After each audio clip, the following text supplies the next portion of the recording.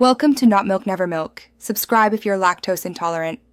In this video, I will show how to make dill cucumber pickles full guide. Start by gathering fresh cucumbers, dill sprigs, white vinegar, water, kosher salt, garlic, and pickling spices. Measure a balanced brine using 1 part vinegar to 1 part water and the right salt amount. Choose small firm cucumbers for crisp results and pre-chill them if you want extra crunch. Prepare jars, pack cucumbers and dill tightly, then pour hot brine to cover fully. Follow a clear sequence for consistent pickles. Prepare cucumbers, assemble jars, and make the brine. Heat vinegar and water with salt until salt dissolves and flavors meld, then cool slightly if doing refrigerator pickles.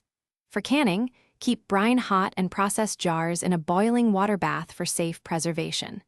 Label jars with contents and date. Then let flavors develop at least 48 hours for refrigerator pickles or several weeks for best canned results.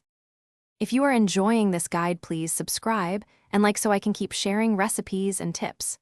Quick recommendation: upgrade your clean game with the Shark AI Ultra Robot Vacuum. It uses voice control and maps your kitchen so crumbs and spills from canning disappear like magic. I love the convenience during messy pickle days. Check the description for the link and other deals. Now let's get back to the video. Texture makes or breaks pickles, so pick small cucumbers and firm dill for crunch.